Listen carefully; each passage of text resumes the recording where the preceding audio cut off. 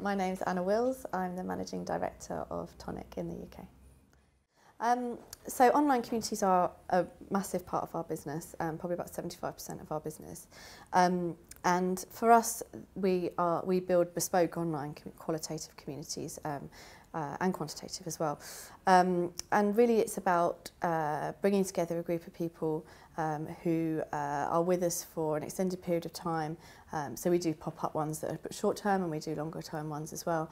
And we'll set them tasks, we'll set them different activities depending on what the client business issues are.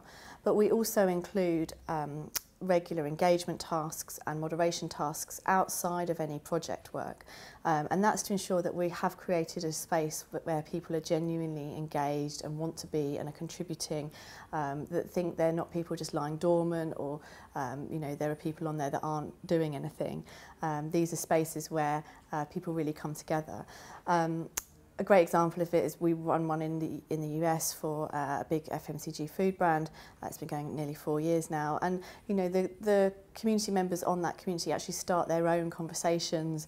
You know, we don't have to ask them questions all the time. They're just telling each other about their lives, and they set up a new dads forum on the community. They even set up a prayer group.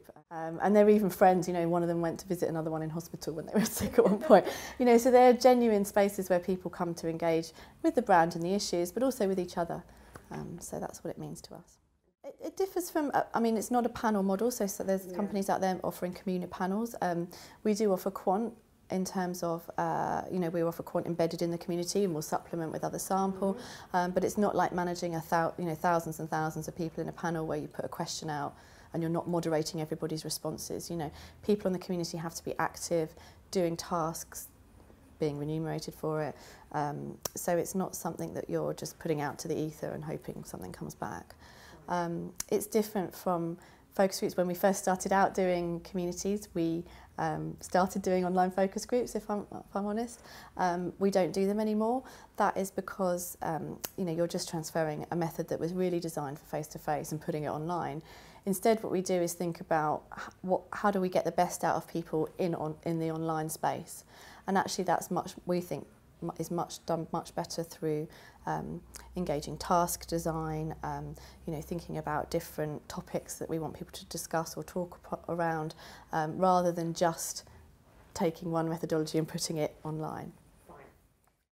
I mean, there are lots of benefits. I suppose the first ones that kind of tend to attract clients are the fact that, you know, once you've got it set up and running, it's really quick to turn around projects. You know, we turn around projects in the space of a few hours.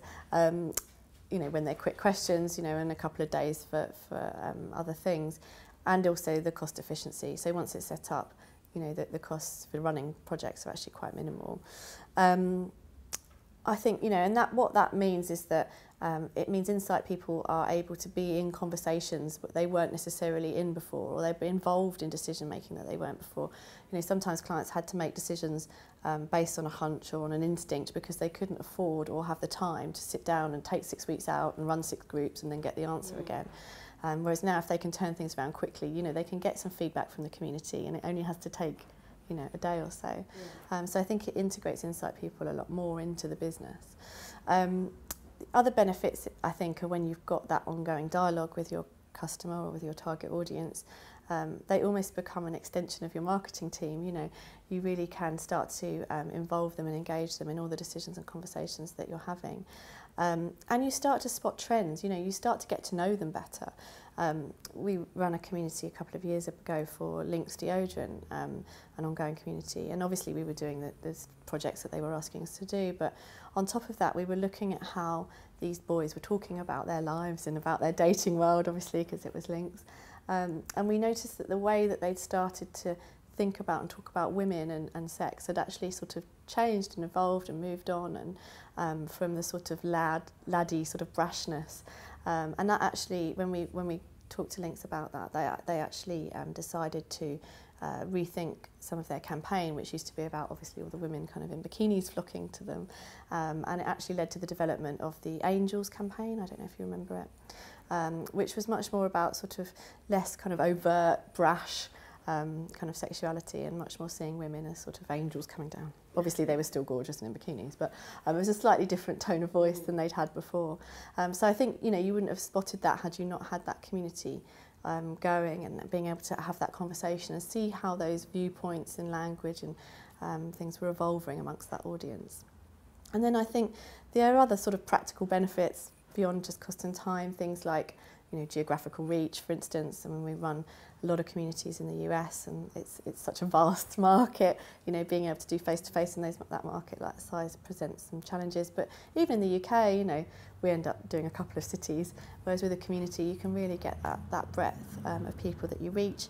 And the other nice thing, the final nice thing, is being able to sort of do iterative research with people. So, you know, you come up with an idea, you know, you test it in the community, or you develop it in the community, then you might go away and develop it a bit more internally.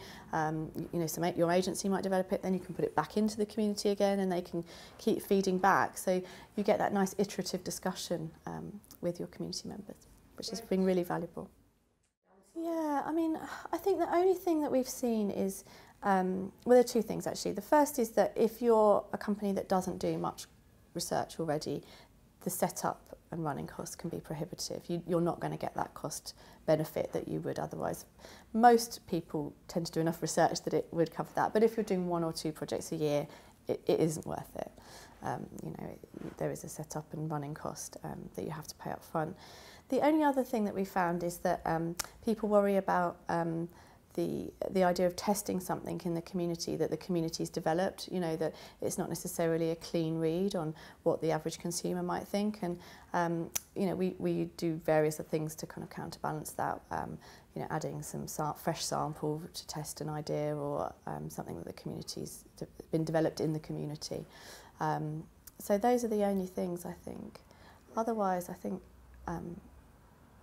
we haven't really encountered anything. Source LF are London's leading creative communications and media recruitment agency. Be sure to like our video and subscribe to this channel. Take the moment to watch another of our videos on screen now.